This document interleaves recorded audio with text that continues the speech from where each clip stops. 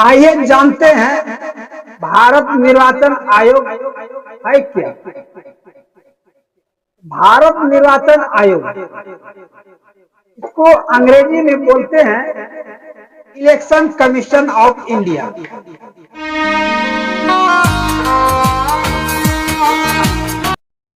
एक स्वायत्त एवं अर्ध न्यायिक संस्थान है जिसका गठन भारत में स्वतंत्र एवं निष्पक्ष रूप से विभिन्न से भारत के प्रतिनिधिक संस्थानों में प्रतिनिधि चुनने के किया गया था। भारतीय चुनाव आयोग की स्थापना 25 जनवरी 1950 को की गई। इसका जो स्थापना हुआ 25 जनवरी 1950, अब ये राष्ट्रीय मतदाता दिवस के रूप में भी मनाया जाता है। इसका जो क्षेत्र है, अधिकार क्षेत्र जो है पूरे भारत में, और इसका जो मुख्यालय है निर्वाचन सदन अशोक रोड, नई दिल्ली।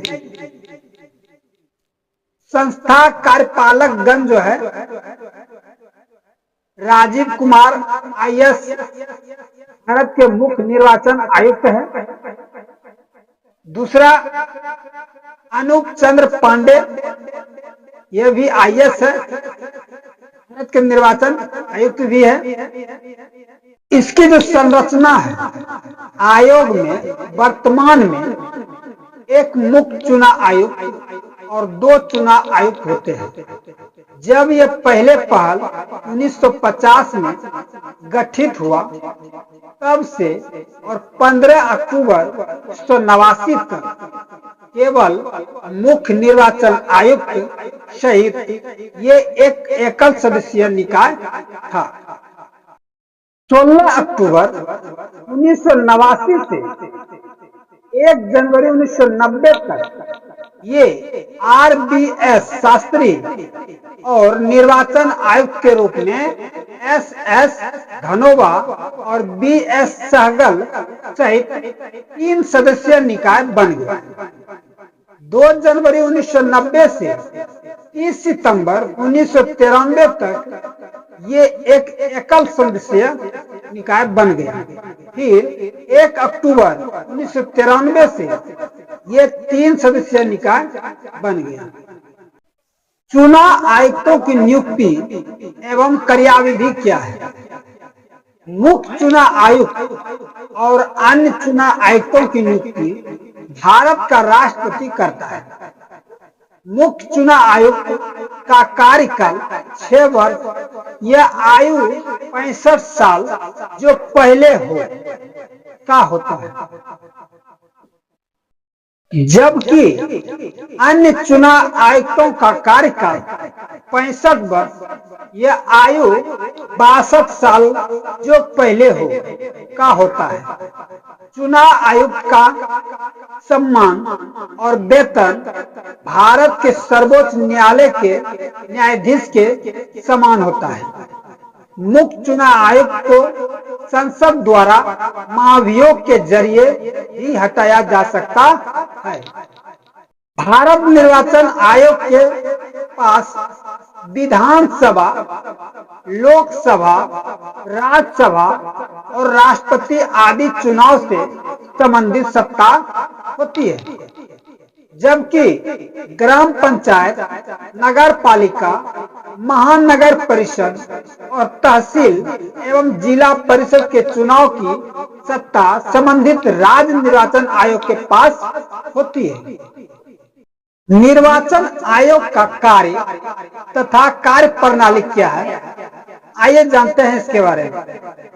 पहला नंबर, निर्वाचन आयोग के पास ये उत्तरदायित्व है कि वह निर्वाचनों का पर्यवेक्षण करे, निर्देशन तथा आयोजन करवाए। वह राष्ट्रपति, उपराष्ट्रपति, संसद, राज्य विधानसभा के चुनाव करता है। दूसरा, निर्वाचक नामावली तैयार करवाता है। तीसरा, राजनीतिक दलों का पंजीकरण करता है।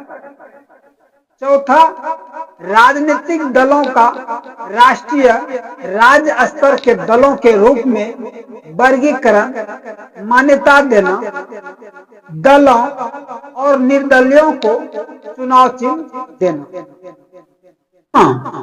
सांसद विधायक की अयोग्यता पर राष्ट्रपति राज्यपाल को सलाह देना। छठा, गलत निर्वाचन उपायों का प्रयोग करने वाले व्यक्तियों को निर्वाचन के लिए अयोग्य घोषित करना। निर्वाचन आयोग की शक्तियां जो होती है, सर्वोच्च न्यायालय के नियमानुसार अनुच्छेद 324(1) में निर्वाचन आयोग की शक्तियां कार्यपालिका द्वारा नियंत्रित नहीं हो सकती। उसकी शक्तियां केवल उन निर्वाचन संबंधी संवैधानिक उपायों तथा संसद निर्मित निर्वाचन विधि से नियंत्रित होती है।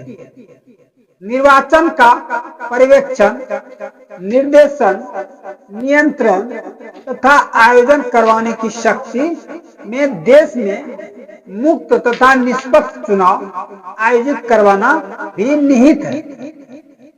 जहां कहीं संसद विधि निर्वाचन के संबंध में मौन है, वहां निष्पक्ष चुनाव करवाने के लिए निर्वाचन आयोग असीमित शक्तियां रखता है।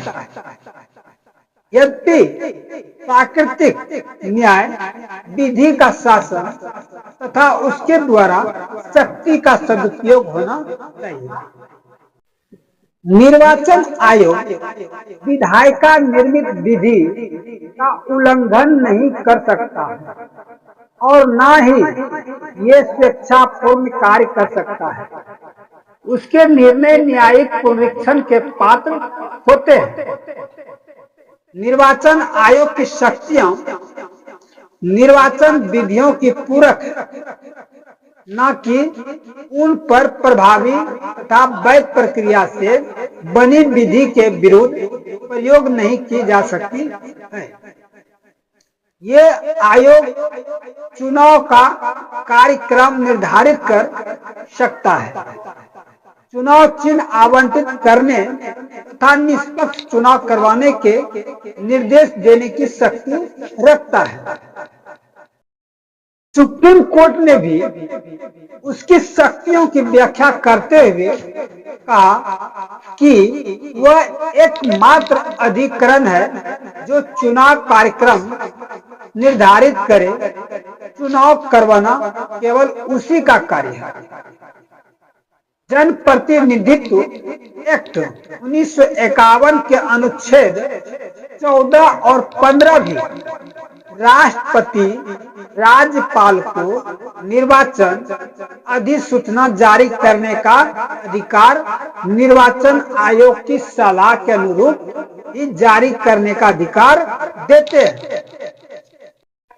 भारत में निर्वाचन सुधार जो हुआ, ये कब कब हुआ, इसके बारे में जानते हैं। पहला चरण जो हुआ 1950 से 1996, इसमें जो सुधार हुआ, पहला नंबर, मतदान की आयु 18 वर्ष रखा गया। ये जो है 61वें संविधान संशोधन। दूसरा, फोटो युक्त पहचान पत्र। तीसरा, ईवीएम का प्रचलन हुआ।